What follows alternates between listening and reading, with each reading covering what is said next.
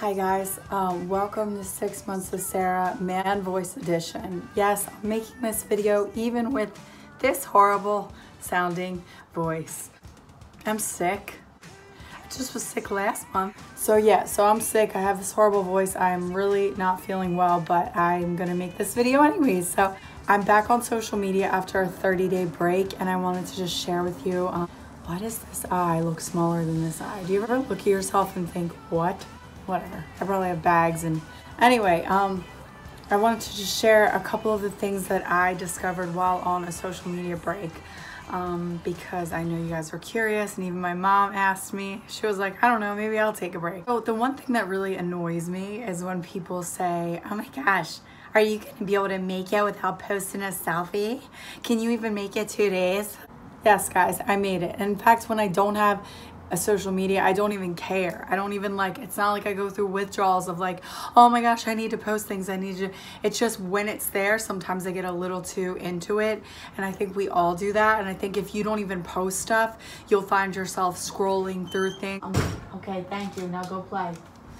And just kind of like seeing what other people are doing, and you'll find yourself scrolling through things, just kind of seeing what other people are doing. And you might not think that you're that into it, but if you really take the time to stop and think how much time you spend looking at stuff or looking at people's stories, or just kind of even observing, even if you're not a participator, you'll find that a lot of that stuff is going into your mind, whether you realize it or not.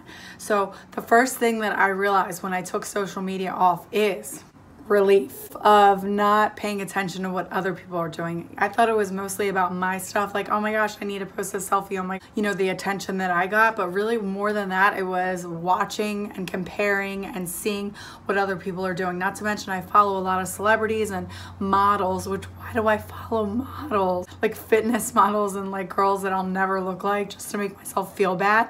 I mean, I like fashion, so I follow that, but like, why am I following people that just kind of make me feel like I'm never gonna meet that standard?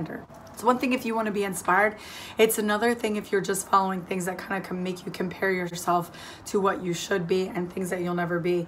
Secondly, you don't realize how much is going into your brain, like I talked about, and how much obligation you feel to like respond to messages or say happy birthday to people you don't even know just because Facebook says it's your birthday.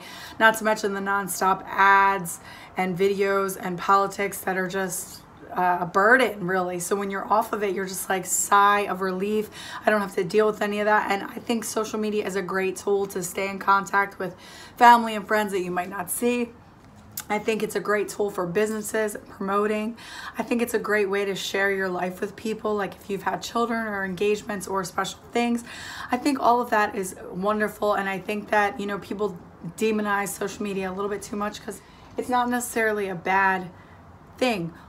The problem is the obsession that comes with the social media, the obsession of constantly checking, looking, fiending for likes, not feeling good enough if you're not like Joe Schmo over there with Bobby Sue, married with their 2 perfect kids and their perfect house. And guess what? They're probably fighting and hating each other right now. So if you're single, or a single mom, or you're a single guy, or you just feel like, oh, I wish I was like Jimmy John, and why do I always say Jimmy John? I was like Joe Schmo and Mary Sue over there. They have problems too, but if we really posted our real struggles on social media, nobody would want to go on it, or would they? And I'm not talking about like complaining, like nonstop complaining, like, oh my gosh, like just nobody wants to hear you nonstop complain on social media. More just like real stuff. The reason why I thought about not going back on social media at all, I didn't really miss it. After like the 10th day, I was like, I didn't check my phone. I just could relax. I didn't have that like wake up in the morning, need to check my phone feeling. But the only reason why I really wanted to go on it is because of this journey, and because I've really wanted to inspire people with what I'm doing. And I feel like that is starting to feel like my purpose is to take my story and to use it to inspire other people.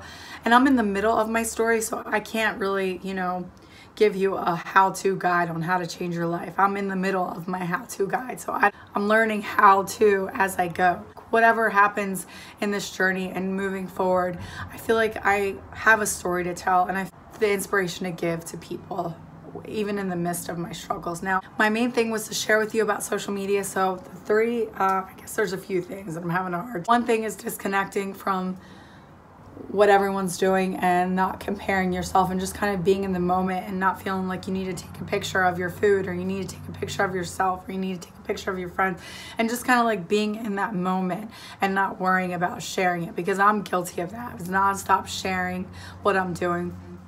It's nice to get away from that.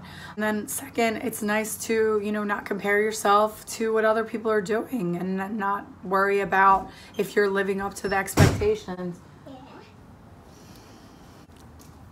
It's nice to not constantly need validation. Like if you're someone on the other end of it, like me, who posts a lot of pictures, who posts a lot of stuff, you do tend to want like the affirmation and the validation.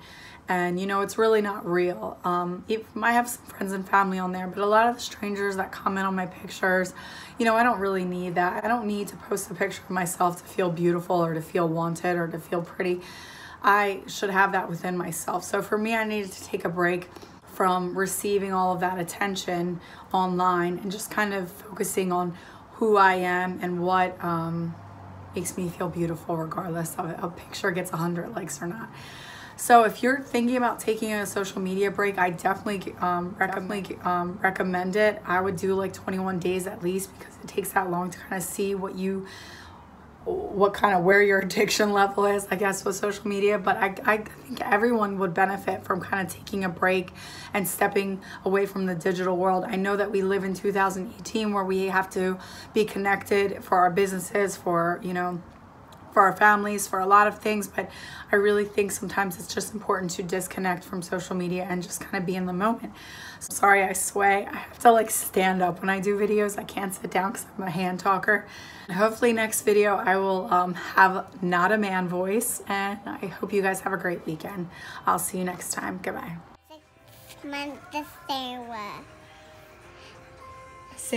I hope you have a good weekend.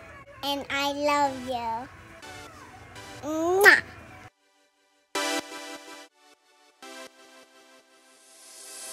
Close your eyes.